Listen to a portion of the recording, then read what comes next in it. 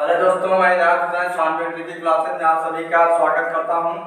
और दोस्तों, मैं जैसा कि आप लोग देख रहे हैं प्रतिशत का ये मेरा पार्ट नंबर 6 है और इसमें हम देखेंगे 4 क्वेश्चन है दोस्तों। इसको हम ध्यान से देखेंगे, बेसिक भी देखेंगे, ट्रिक भी देखेंगे। अगर यहाँ से हम लोग लगा लेते हैं सवाल तो जो परीक्षा में आता है छात्रों को फेल पास का, उसमें कोई दिक्कत नहीं होगा दोस्तों। तो चलिए सीधे मैं अपने टॉपिक पे चलता हूँ। तो मेरा पहला क्वेश्चन है कि एक छात्र को पास होने के लिए कुल अंक का 33% अंक प्राप्त करना है। एक छात्र को पास होने के लिए कुल अंक का 33% अंक प्राप्त करना है, उसे कुल अंक का 25% अंक प्राप्त होता है तो वह 40 अंक से असफल हो जाता है तो कुल अंक है। तो दोस्तों 33% कोई परीक्षा उसमें किसी छात्र को 33% अंक लाना अनिवार्य है, तभी वो पास होगा। लेकिन वो पाता कितना है, 25% पाता है और 40 अंक से फेल हो जाता है। तो दोस्तों अगर मैं 25% में 40 अंक जोड़ दूं तो 33% के बराबर हो जाएगा, मतलब कि तब वो पास हो जाएगा। तो देखिए यहाँ पर जैसे मान लीजिए यहाँ पर अगर इतना पाता है तो पास होता है, लेकिन वो पाता कितना है, 25% पाता है। 25% पाता है तो 40 अंकों से फेल हो जाता है, 40 अंक से फेल हो जाता है। और यहाँ पर आपका है 33%, मतलब 33% पाएगा तब वो पास होगा, लेकिन वो 25% पाता है और 40 अंकों से फेल हो जाता है।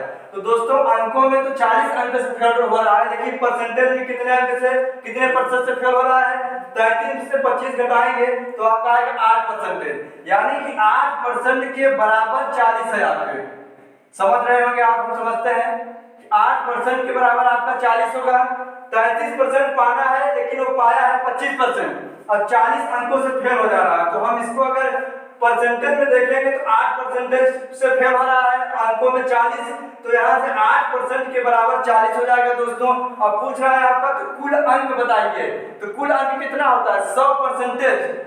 किसी भी एग्जाम का चाहे जितना पूर्णांक हो अपने आप में 100% होता है दोस्तों। तो इसका पूछ रहा है कि कुल अंक बताइए, यानी पूर्णांक कितना था।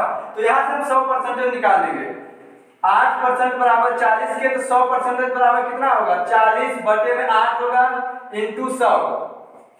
तो यहाँ से काटेंगे 8 पंचे 40, 5 का 100 में गुणा करेंगे दोस्तों, आपका होगा 500। यही हमारा आंसर होगा, पूर्णांक हमारा 500 होगा। फिर से देख लीजिए कि एक छात्र को पास होने के लिए कुल अंक 33% प्राप्त करना है, लेकिन वो पाता है 25% और 40 अंकों से फेल हो जाता है। तो अगर 40 अंक देखेंगे और परसेंटेज में देखेंगे तो 8% से फेल होता है, तो 8% के बराबर 40 होगा, तो यहाँ से 100% के बराबर आपका आएगा 500। यही हमारा आंसर होगा दोस्तों।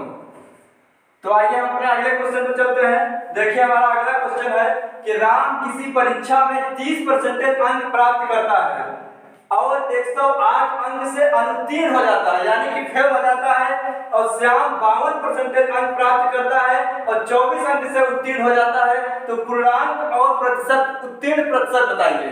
तो यहाँ से देखेंगे, जैसे मान लीजिए इतना अंक पाना है राम को, तब वो पास होगा, लेकिन वो पाता है कितना, 30% पाता है, 30% पाता है और यहाँ से वो 108 नंबर से फेल हो जाता है दोस्तों।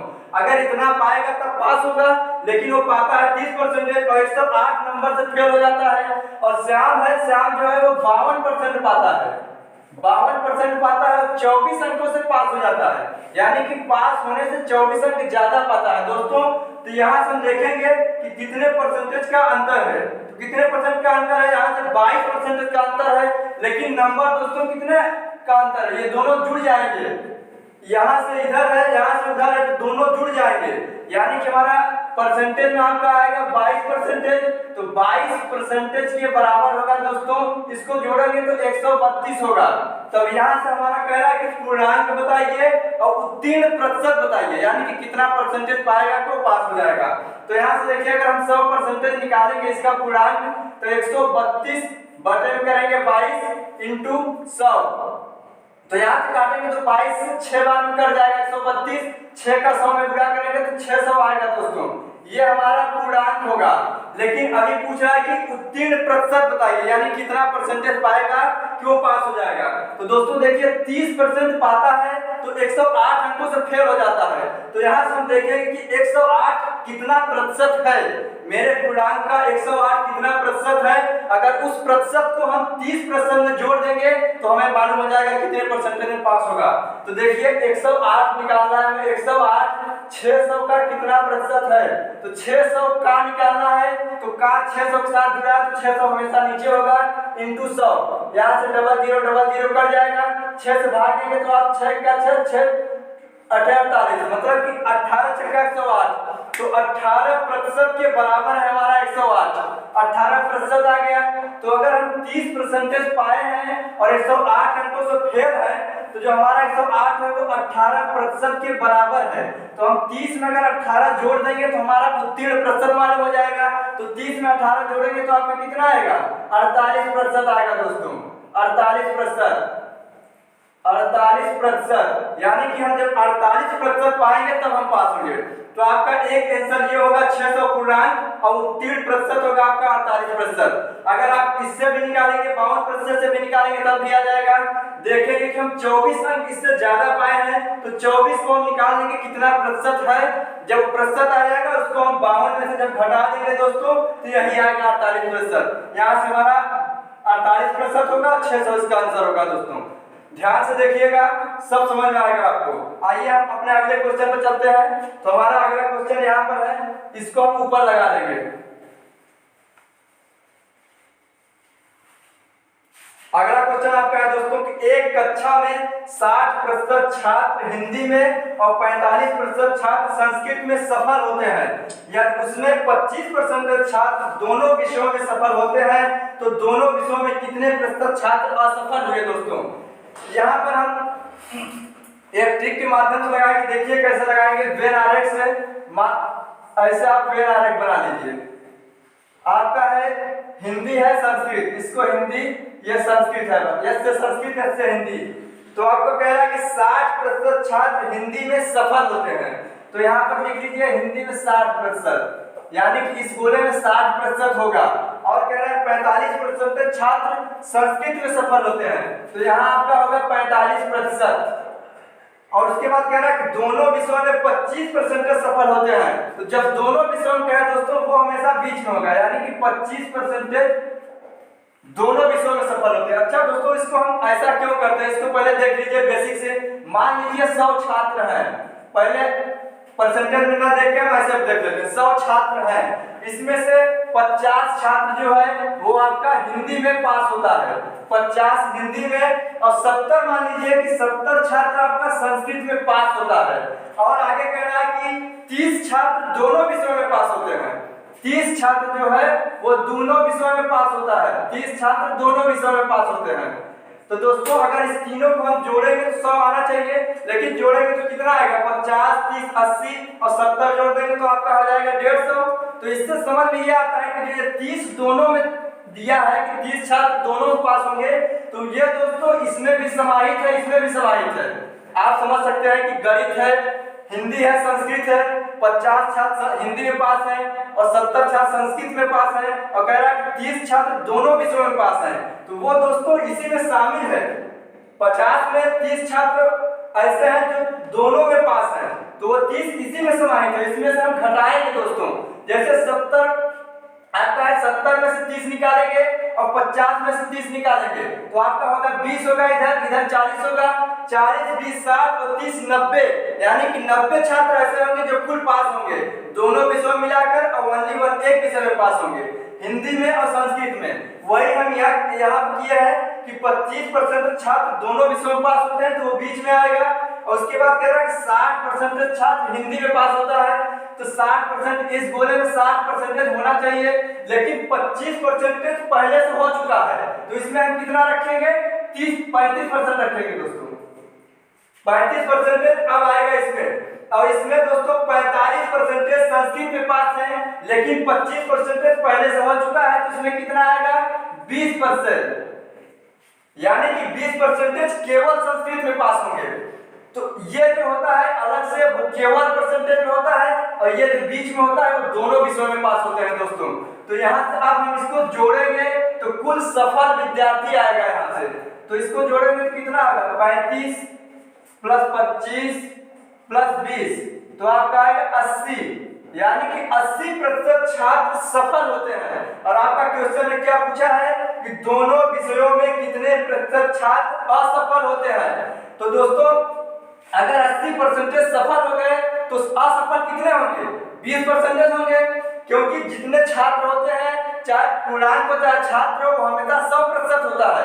तो जब 80% सफल हो गए हैं तो 100 में से हम 80 को घटा देंगे, यानी कि असफल छात्र जो होंगे वो 20% होंगे, असफल 20% होंगे दोस्तों। यही आपका आंसर होगा, इस क्वेश्चन का आंसर 20% आएगा दोस्तों। तो आइए हम अपना ये अगला क्वेश्चन देखते हैं, इसको ऊपर लगाएंगे। तो आपका अगला क्वेश्चन है, इस चैप्टर का, इस लेक्चर का लास्ट क्वेश्चन है दोस्तों, ध्यान से देखिएगा, आपको कोई भी दिक्कत नहीं होगी। एक बार नहीं 2 बार देखिए। एक परीक्षा में 70% प्रतियोगी अंग्रेजी में, 80% प्रतियोगी गणित में सफल होते हैं। इसमें एक चीज ये ध्यान देना है कि सफल है कि असफल है, इसको ध्यान से पढ़ना दोस्तों। कह रहा है कि एक परीक्षा में 70% प्रतियोगी अंग्रेजी में और 80% प्रतियोगी गणित में सफल होते हैं, 10% प्रतियोगी दोनों विषयों में असफल होते हैं। यदि 144 प्रतियोगी दोनों विषयों में सफल होते हैं तो प्रतियोगियों की कुल संख्या बताइए दोस्तों। यहाँ पर प्रतियोगियों यानी छात्रों की कुल संख्या पूछ रहा है आपसे। यहाँ पे कह रहा है कि 10% प्रतियोगी दोनों विषयों में असफल होते हैं। तो अगर 10% असफल हो गए तो दोस्तों सफल कितने होंगे? 90% सफल होंगे। 100 में से हम 10 को घटा देंगे, वही हमारा सफल विद्यार्थी हो जाएंगे। तो देखिए इसको हम कैसे करेंगे, वेन आरेख बना लीजिए। पहले आपका है अंग्रेजी है और गणित है, तो एक तरफ इंग्लिश लिख लीजिए, एक तरफ मैथ। तो आपका इंग्लिश में 80% सफल है, मैथ में आपका इंग्लिश में दोस्तों 70% सफल है और मैथ में आपका 80% सफल है। ध्यान से देख लीजिए, अंग्रेजी में 70% और मैथ में 80% सफल है। और कह रहा है कि दोस्तों 10% प्रतियोगी दोनों विषयों में असफल है। यहाँ पर यही देखना कि जो तीनों हम लिखेंगे, जो या तो सफल में होगा या तो असफल में होगा।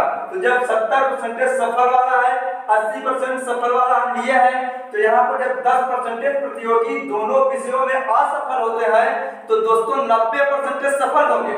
100 में से 10 को हम घटा देंगे तो हमारा आ जाएगा सफल, दोनों विषयों में सफल विद्यार्थियों की संख्या 90% होगी। तो 90% होगा।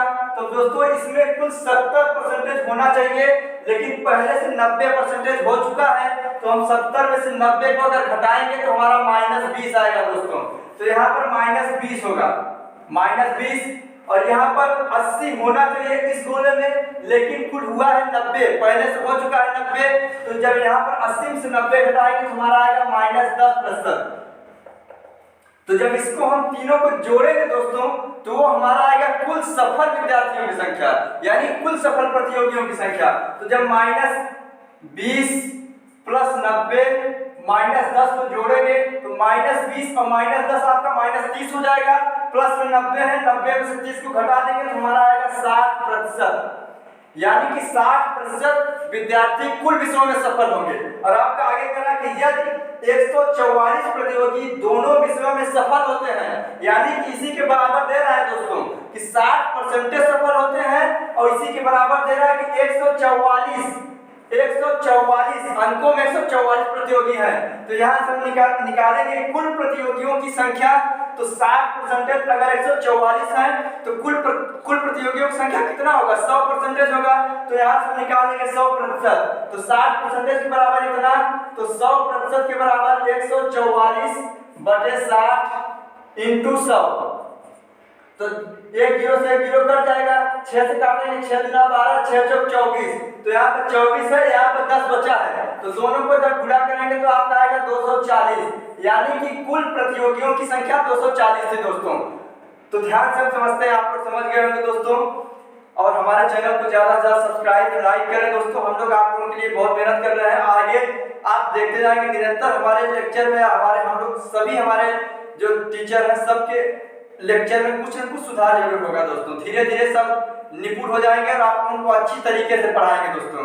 तो हम लोगों का साथ दीजिए। जय हिंद, जय भारत।